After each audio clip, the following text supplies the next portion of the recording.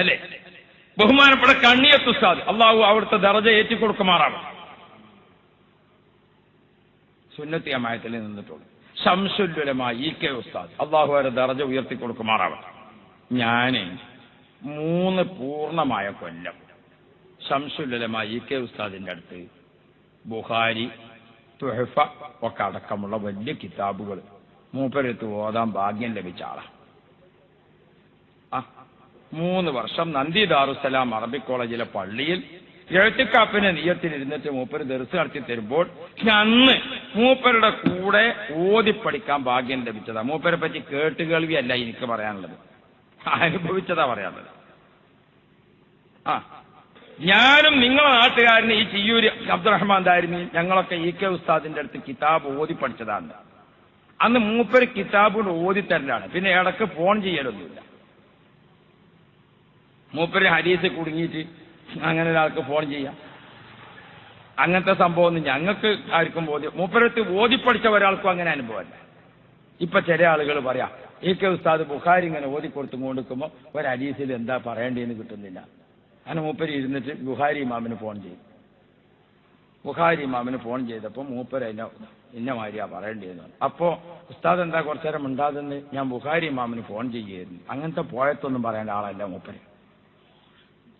മൂപ്പര് ബുഖാരി ഇമാമിനോട് നേരിട്ട് സംസാരിക്കലുണ്ട്, വാക്കുകളതൊക്കെ വേറെ കാര്യം. അതൊന്നും സെബുക്കിൽ 4 കുട്ടികളെ മുമ്പിൽ ഇങ്ങനെ കണ്ണും ചിമ്മി ഇങ്ങനെ ഇരുന്നിട്ട് നിങ്ങളെന്തേ ഉസ്താദ് എങ്ങനെ ഇരിക്കുന്നുണ്ട്, അത് ഞാൻ ബുഖാരി ഇമാമിന് ഫോൺ ചെയ്യായിരുന്നു. അത്ര പോയത്തുള്ള ആളല്ല EK ഉസ്താദ്.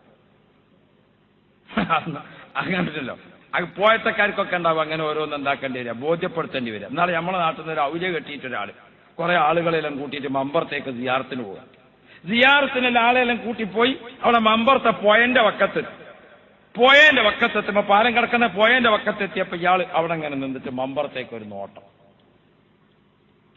വഅലൈക്കുമുസ്സലാം. മമ്പറത്തേക്ക് നോക്കിയിട്ട് വഅലൈക്കുമുസ്സലാം. അപ്പൊ ഒപ്പം നിൽക്കുന്ന ആളുകളെല്ലാം ആർക്കും ഒന്നും മനസ്സിലായി. കുറെ നേരങ്ങൾ നമുക്ക് തിരിച്ചു പോകാന്ന് പറഞ്ഞു ഇയാള്. ആര്? ഈ വിലായത്ത് പട്ടം കെട്ടിയാള് നമുക്ക് തിരിച്ചു പോകാന്ന് പറഞ്ഞു. അപ്പൊ ഒപ്പമുള്ള ആളെല്ലാം ചോദിച്ചു എന്തേയോട് തിരിച്ചു പോണേ? അത് തിരിച്ചു പോകുന്നത് മമ്പറന്തങ്ങൾ മദീനത്തേക്ക് പുറപ്പെട്ടു.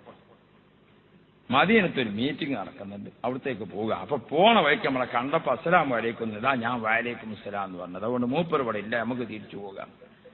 ഇങ്ങനത്തെ പോയത്തം പറയേണ്ട ആളല്ല ആര്? ശംസുൽ ഉലമ. മൂപ്പർക്ക് സെബുക്കിൽ കുറച്ചേരം ഇങ്ങനെ കണ്ണും ചിമ്പി ഇരുന്നിട്ട് ഞാൻ ബുഖാരി ഇമാമിന് ഫോൺ ചെയ്യായിരുന്നു എന്ന് പറയേണ്ട, പോയത്തം പറയേണ്ട അങ്ങനത്തെ ആലിമല്ല മൂപ്പർ.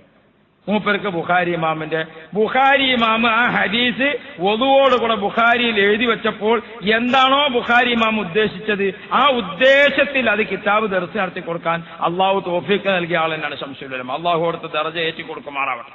ആ ശംസുൽ ഉലമ കിതാബ് ഓതി തന്നപ്പോ വദുവോട് കൂടെ ബുഖാരി ദർസ് നടത്തി പള്ളിയിൽ എഴുത്തിക്കാപ്പിന്റെ നിയത്തിൽ ഞങ്ങളൊക്കെ ഇരിക്കുമ്പോ ഞങ്ങൾക്ക് ദർസ് നടത്തി തന്നപ്പോ പറഞ്ഞു ഇന്ന ഫീ ആഖിരിസ് സമാനി ദജ്ജാലൂന കസ്സാബൂന യഅ്തൂനകും ബിമാലം തസ്മഉ അൻതും വലാ ആബാഉകും, നിങ്ങളും നിങ്ങളെ വാപ്പാമാരും കേൾക്കാത്ത പുതിയ കള്ളവാദങ്ങളുമായി ചില ആളുകൾ രംഗത്ത് വരും എന്ന ഹദീസ് വിശദീകരിച്ചുകൊണ്ട് ബഹുമാനപ്പെട്ടവർ പറഞ്ഞു.